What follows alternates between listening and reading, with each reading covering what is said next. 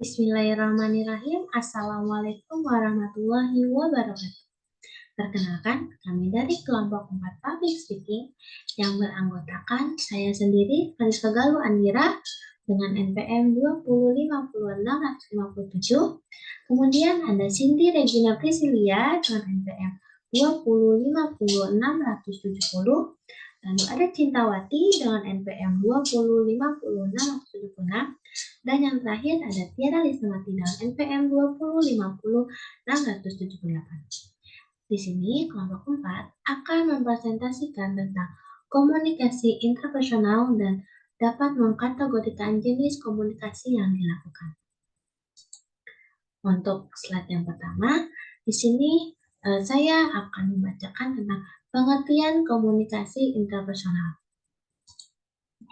Komunikasi intrapersonal adalah penggunaan bahasa atau pikiran yang terjadi di dalam diri komunikator sendiri antara self dan God.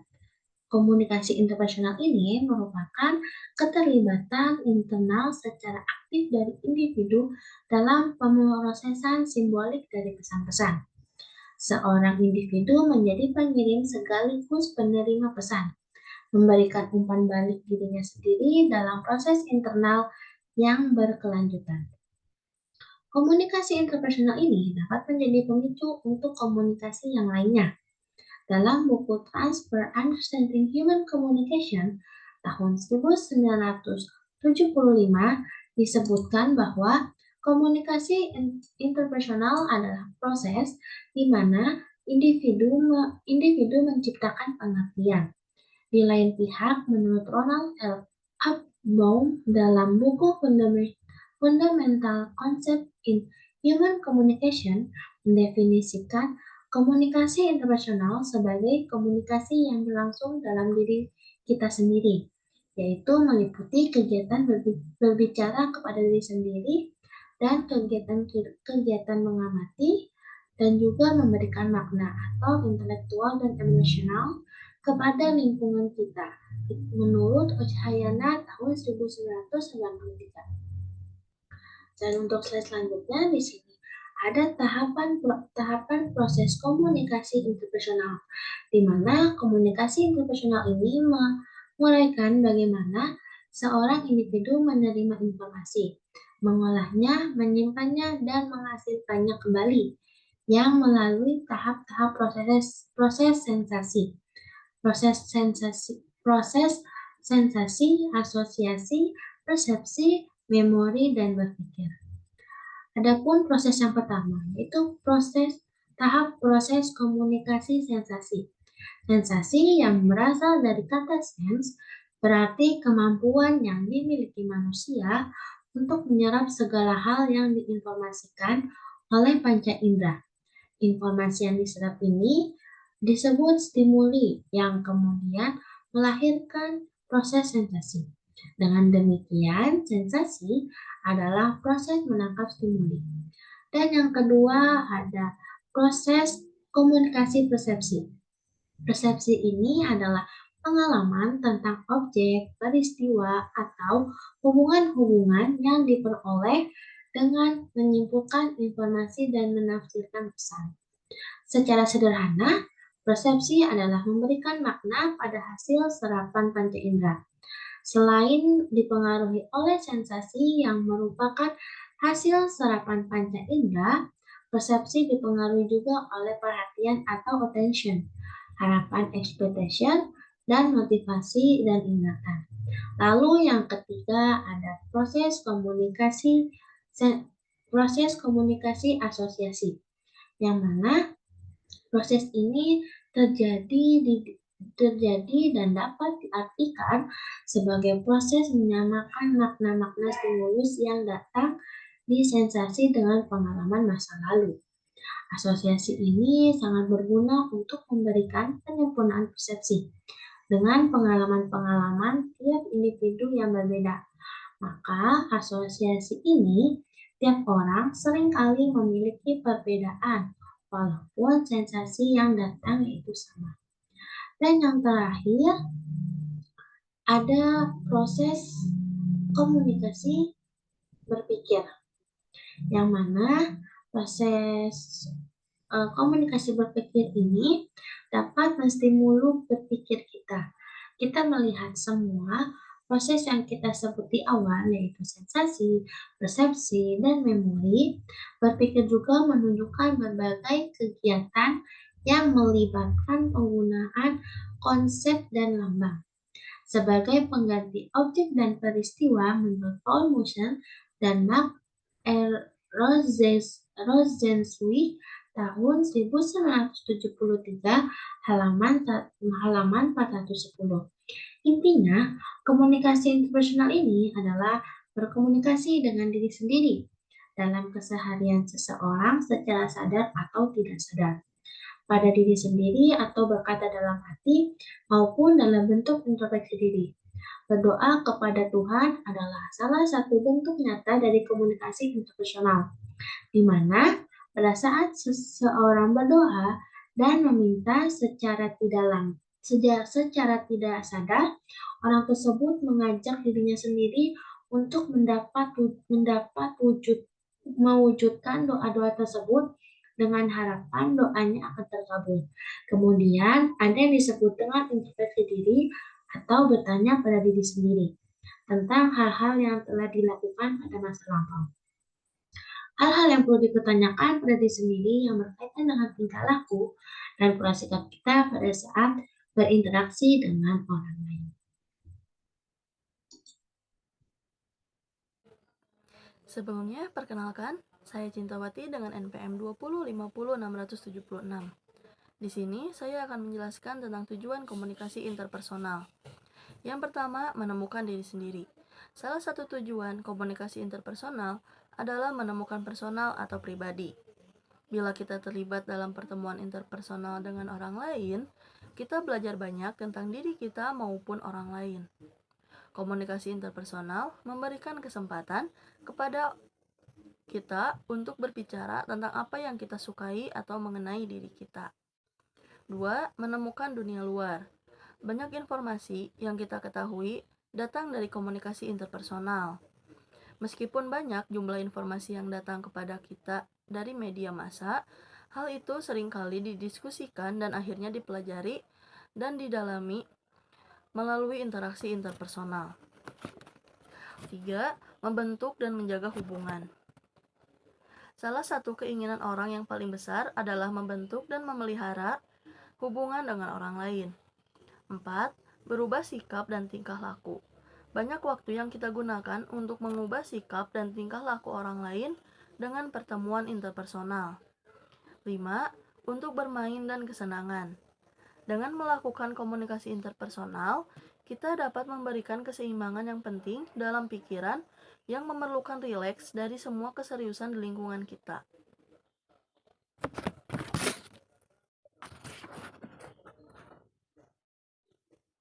6. Untuk membantu ahli-ahli kejiwaan. Ahli psikologi klinis dan terapi menggunakan komunikasi interpersonal dalam kegiatan profesionalnya untuk mengerahkan kliennya, yang berfungsi membantu orang lain dalam interaksi berkonsultasi. Jenis komunikasi interpersonal. Komunikasi interpersonal adalah kemampuan untuk berkomunikasi dengan orang lain. Komunikasi interpersonal terbagi menjadi dua, yaitu yang pertama, komunikasi diadik. Komunikasi diadik adalah komunikasi yang dilakukan oleh dua orang. Kedua, komunikasi triadik. Komunikasi triadik adalah komunikasi interpersonal yang pelaku komunikasinya terdiri dari 3 orang, yaitu seorang komunikator dan 2 orang komunikan. Apabila dibandingkan dengan komunikasi triadik, maka komunikasi diadik lebih efektif, karena komunikator sepenuhnya memusatkan perhatiannya kepada seorang komunikan, dan umpan balik berlangsung. Kedua faktor yang sangat berpengaruh terhadap efektif tidaknya proses komunikasi. Ciri-ciri komunikasi interpersonal. Komunikasi interpersonal merupakan jenis komunikasi yang frekuensi terjadinya cukup tinggi dalam kehidupan sehari-hari. Apabila diamati dan dikomparasikan dengan jenis komunikasi lainnya, maka dapat dikemukakan ciri-ciri komunikasi interpersonal. Yang pertama ada arus pesan dua arah. Komunikasi interpersonal menempatkan sumber pesan dan penerima dalam posisi yang sejajar, sehingga memicu terjadinya pola penyebaran pesan mengikuti arus dua arah. Artinya, komunikator dan komunikan dapat berganti peran secara cepat. Yang kedua, ada suasana nonformal. Komunikasi interpersonal biasanya berlangsung dalam suasana nonformal. Dengan demikian, apabila komunikasi itu berlangsung antara para pejabat di sebuah instansi, maka para pelaku komunikasi itu tidak secara kaku berpegang pada hierarki jabatan dan prosedur birokrasi, namun lebih memilih pendekatan secara individu yang bersifat pertemanan. Yang ketiga, umpan balik segera. Komunikasi interpersonal biasanya mempertemukan para pelaku komunikasi secara bertatap muka, maka dapat segera seorang komunikator memperoleh balikan atas pesan yang disampaikan dari komunikan, baik secara verbal maupun non-verbal. Yang keempat, ada peserta komunikasi berada dalam jarak yang dekat. Komunikasi interpersonal merupakan metode komunikasi antara individu yang menuntut agar peserta komunikasi berada dalam jarak dekat, baik jarak dalam arti fisik maupun psikologis. Jarak dalam arti fisik artinya para pelaku saling bertatap muka berada pada satu lokasi tempat tertentu. Sedangkan jarak dekat secara psikologis menunjukkan keintiman hubungan antar individu. Faktor-faktor yang mempengaruhi komunikasi interpersonal. Yang pertama ada perkembangan. Tingkat perkembangan dalam berbicara bervariasi, dalam hal ini berhubungan erat dengan perkembangan anak. Orang tua memberikan pengaruh penting terhadap kemampuan anak untuk berkomunikasi. Perkembangan pada individu menentukan jenis komunikasi apa yang akan dipilih. Yang kedua ada nilai. Nilai dapat mempengaruhi interpretasi pesan dan juga bagaimana individu menginterpretasikan ide yang datang dari orang lain. Jika nilai yang dimiliki seorang berbeda dan tidak ada penyesuaian antar individu, kemungkinan akan terjadi konflik saat melakukan komunikasi. Yang ketiga ada emosi. Emosi dapat membuat seseorang salah menginterpretasikan pesan yang diterima. Jika emosi mempengaruhi komunikasi dimaknai sebagai perasaan subjektif seseorang dan mempengaruhi individu bagaimana berinteraksi dengan seseorang. Jika pada seseorang yang berkomunikasi tidak terkontrol emosinya, maka akan terjadi perdebatan karena emosi yang muncul. Yang keempat ada gender. Pria dan wanita memiliki cara berkomunikasi yang berbeda-beda. Anak perempuan biasanya perkembangan pusat komunikasi di otaknya lebih bagus daripada laki-laki. Baik, sebelumnya izinkan saya untuk memperkenalkan diri terlebih dahulu. Perkenalkan, nama saya Tiara Lisnawati dengan NPM 2050600078. Saya di sini akan melanjutkan materi mengenai faktor-faktor yang mempengaruhi komunikasi intrapersonal. Yang selanjutnya yaitu ada latar belakang sosiokultural, di mana budaya adalah hasil dari mempelajari cara berbuat, berpikir, dan juga merasakan. Pengaruh kebudayaan ini menetapkan batas bagaimana seseorang bertindak dan juga berkomunikasi. Dalam hal ini juga, komunikator harus bisa menyesuaikan dengan kebudayaan komunikan agar komunikasi yang berjalan lancar menjadi efektif. Dan yang selanjutnya yaitu ada faktor mengenai pengetahuan. Pada penggunaan bahasa yang umumnya sangat tepat digunakan jika pengirim dan penerima pesan memiliki tingkat pengetahuan yang berbeda. Karena pesan ini akan menjadi tidak jelas jika kata yang digunakan tidak dikenal seorang penerima. Karena pemakaian bahasa yang lazim menjadi faktor yang sangat membantu dalam berkomunikasi untuk menjembatani perbedaan yang terjadi. Dan yang terakhir yaitu faktor mengenai lingkungan. Seseorang dapat berkomunikasi lebih baik dalam lingkungan yang nyaman. Kurangnya kebebasan seseorang bisa mengakibatkan kebingungan dan juga ketegangan. Gangguan lingkungan juga bisa mengganggu pesan yang dikirim. Lingkungan yang nyaman pun sangat membantu dalam proses komunikasi karena inilah lingkungan yang menjadi faktor yang berpengaruh dalam komunikasi. Mungkin sekian materi yang dapat kelompok kami sampaikan. Mohon maaf apabila banyak kekurangan dan kesalahan penyampaian. Apabila ada yang ingin ditanyakan, saya persilahkan untuk bertanya melalui forum diskusi. Mungkin sekian. Wassalamualaikum warahmatullahi wabarakatuh.